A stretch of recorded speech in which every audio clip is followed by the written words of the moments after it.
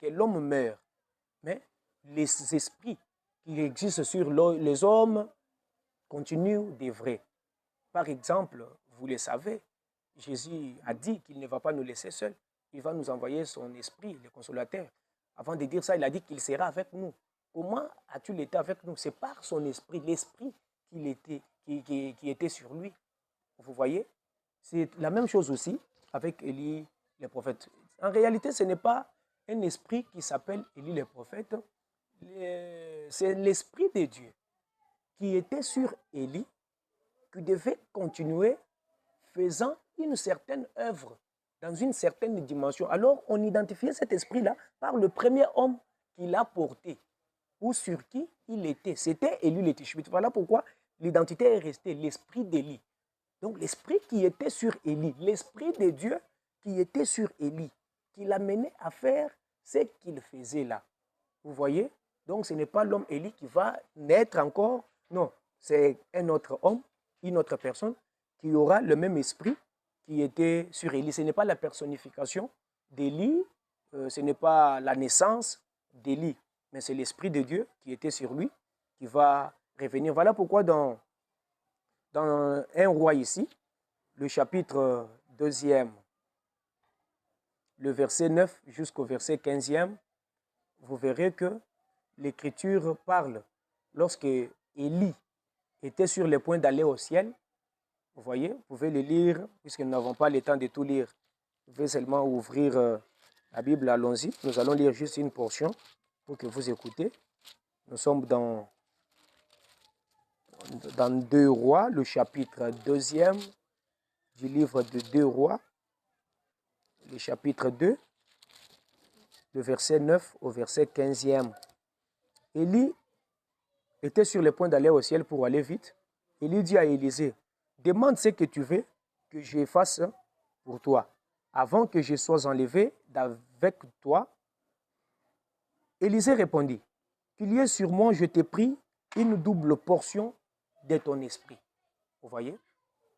Élisée demande la double portion de son esprit, donc de l'esprit d'Élie. Vous voyez? Alors, Élie dit, tu me demandes une chose difficile, mais si tu me vois pendant que je serai enlevé d'auprès de toi, cela t'arrivera ainsi, sinon cela n'arrivera pas. Comme il continuait à marcher en parlant, voici qu'un char de feu et des chevaux de feu les séparèrent l'un de l'autre. Alors Élie monta au ciel dans un tourbillon. Élisée répond, regardez et criez, mon père, char d'Israël et sa cavalerie. Puis il ne les vit plus.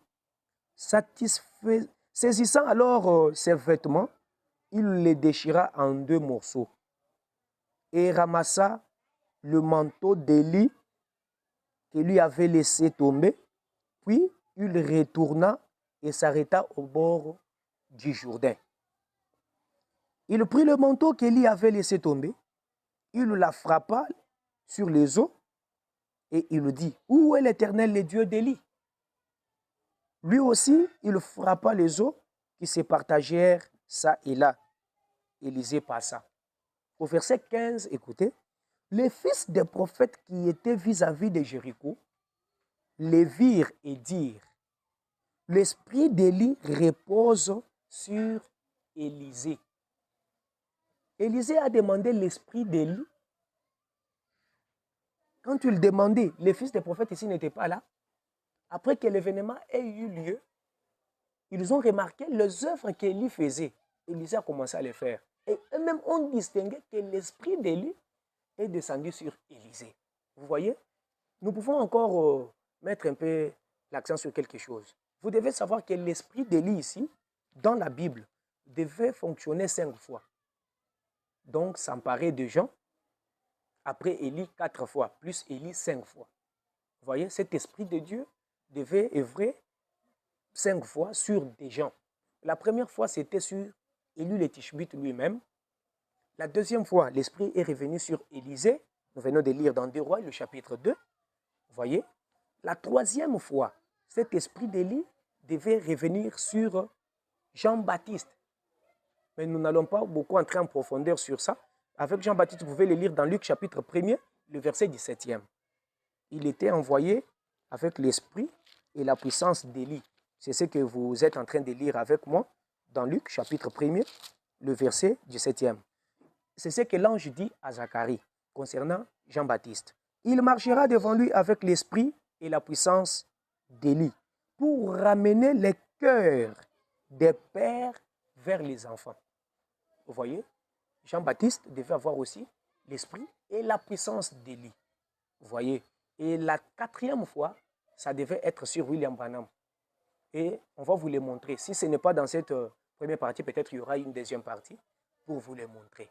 Ça devait être sur William Branham. Et la cinquième fois, c'est dans Apocalypse 11.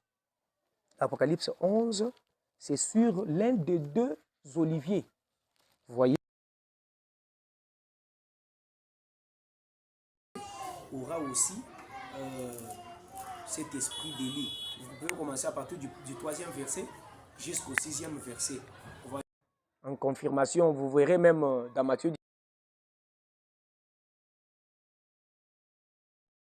à son côté, Élie de l'autre côté. Vous voyez? Donc, cet esprit de Dieu devait accomplir cette mission. Voyez-vous?